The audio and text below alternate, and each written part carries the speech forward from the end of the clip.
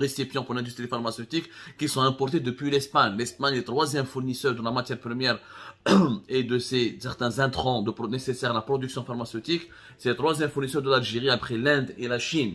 Et la situation, le blocage des opérations d'importation entre l'Algérie et l'Espagne a contraint les opérateurs algériens à tout simplement suspendre momentanément, ou là, à abandonner, ou là, à organiser, ou là, à suspendre et à arrêter momentanément leur chaîne de production, parce qu'on ne peut pas changer de fournisseur de matières premières pour les médicaments du jour au lendemain. Et dans la réglementation algérienne, quand on change de fournisseur, il faut modifier techniquement les autorisations qui sont délivrées par l'Agence nationale du médicament, par le ministère de la Santé, parce qu'on ne peut pas mettre sur le marché un médicament qui est fabriqué généralement, habituellement, avec tel principe actif, avec telle molécule fournie par tel fournisseur. Si on change de fournisseur et on change de molécule et de principe actif, il faut changer donc le cahier de charge et les règlements et les autorisations techniques qui permettent de commercialiser ce médicament en Algérie. Donc c'est toute une procédure bureaucratique. Même le régime algérien, à travers le ministère de l'Industrie pharmaceutique, a essayé de faciliter la délivrance des nouvelles autorisations de distribution et de commercialisation sur le marché national de nouveaux médicaments fabriqués avec d'autres fournisseurs ou avec des fournisseurs autres que les fournisseurs espagnols. Ça n'a pas marché. La pénurie des médicaments avait commencé à paralyser de plusieurs pharmacies, à la pharmacie centrale des hôpitaux dont on a parlé et dont on reparlera tout à l'heure dans une autre émission.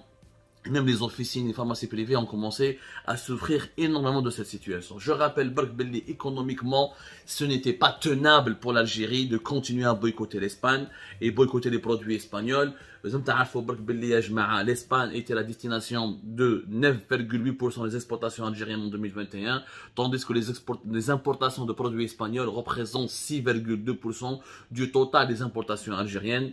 Les exportations espagnoles vers l'Algérie ont totalisé 2,9 milliards d'euros en 2019, 1,9 milliard d'euros en 2020 et 1,1 milliard d'euros en 2021. Et malgré cette baisse continue des exportations espagnoles vers l'Algérie, l'Algérie ne peut pas en 2-3 mois remplacer plus de 1 milliard d'euros ou là jusqu'à 2 milliards d'euros de produits espagnols, de marchandises espagnoles par d'autres fournisseurs. Ce n'est pas possible. C'est des nouveaux contrats qu'il faut négocier, c'est des nouveaux deals, c'est des nouveaux circuits logistiques qu'il faut mettre en place. C'est très compliqué, surtout dans un monde aujourd'hui concurrentiel où il y a de fortes tensions sur toutes les matières premières, où il y a une inflation des matières premières, notamment des équipements industriels, des matières premières qui sont nécessaires pour la fabrication de produits industriels, que ce soit dans l'industrie pharmaceutique ou l'agroalimentaire ou la chimique ou les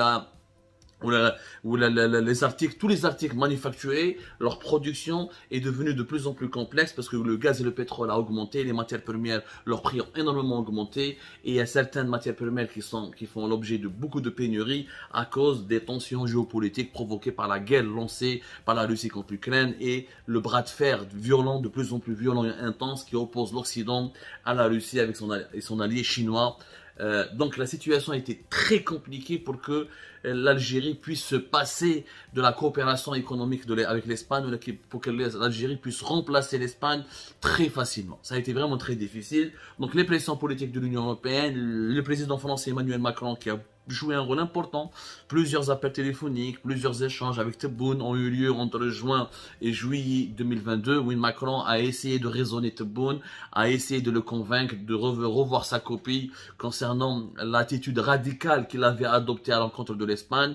L'attitude du régime algérien, rappelez-vous, s'explique essentiellement par l'alignement du gouvernement actuel, du gouvernement espagnol actuel sur la position marocaine dans le dossier du Sahara occidental. L'Espagne ne soutient plus le référendum d'autodétermination de la population sahraoui, ne croit plus à l'indépendance du Sahara occidental et a milité ouvertement ou a demandé ouvertement à partir du 18 mars 2022 l'application du plan d'autonomie préconisé par le Maroc, ce qui a énervé énormément l'Algérie qui n'a pas supporté que l'Espagne prenne position en faveur du Maroc contre sa propre position dans le dossier du Sahara occidental.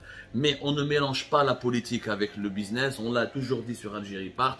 Ce recul du régime algérien dans ce bras de fer avec l'Espagne devrait nous permettre de tirer des leçons très importantes. On n'entre pas dans une guerre si on n'a pas les moyens de gagner cette guerre. Et on ne mélange pas le politique avec le business.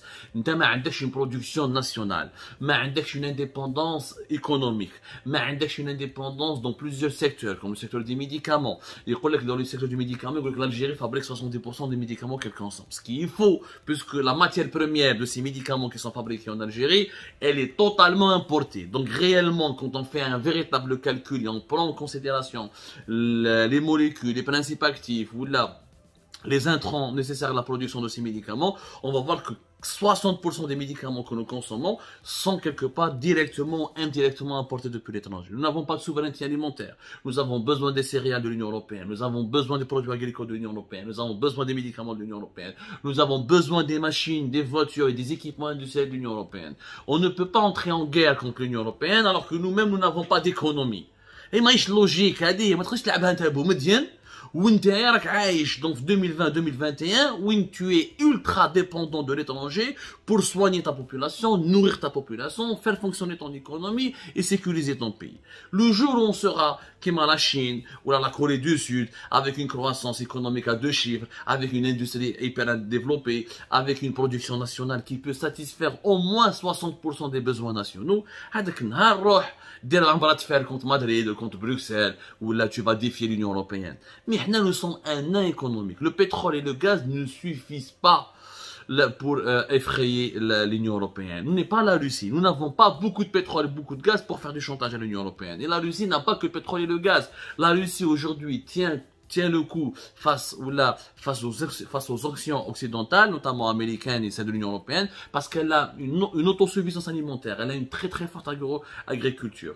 Elle est là. Deuxièmement, elle produit, au-delà en plus du pétrole et du gaz, énormément de réserves, de richesses minières, de minerais, ou de métaux importants pour l'industrie mondiale sont produits par la Russie. Et troisièmement, il y a une production industrielle en Russie qui s'est développée. L'économie russe des débuts des années 2000 n'a rien à voir avec l'économie russe de 2018 et 2017. En plus, la Russie a un soutien stratégique, une alliance stratégique avec la Chine qui est en train de remplacer l'Union européenne dont au niveau des importations, au niveau des exportations russes, c'est la Chine qui est en train de devenir la nouvelle destination privilégiée des exportations russes. Poutine a calculé son coût. Nous n'exportons pas autant que la Russie, nous produisons pas autant que la Russie, nous n'avons pas d'autosuffisance alimentaire, nous n'avons pas de souveraineté alimentaire. وما عندناش une souveraineté économique. كيفاش تدخل dans une guerre contre la quatrième économie de l'Union européenne, soutenue par tous les pays de l'Union européenne et les pays de l'OTAN, de l'Alliance Atlantique. Ce recul devrait nous inciter à réfléchir sur une réalité amère. Nous ne sommes plus une puissance importante.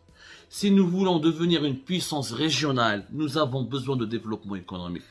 La puissance, c'est d'abord le développement économique, c'est d'abord la souveraineté économique, c'est d'abord la stabilité financière et économique du pays. Ce n'est pas avoir une armée et des armes. Les guerres modernes ne se mènent pas avec les missiles et les chars, mais avec les exportations, les importations, les céréales, les produits énergétiques, les produits industriels, les nouvelles technologies,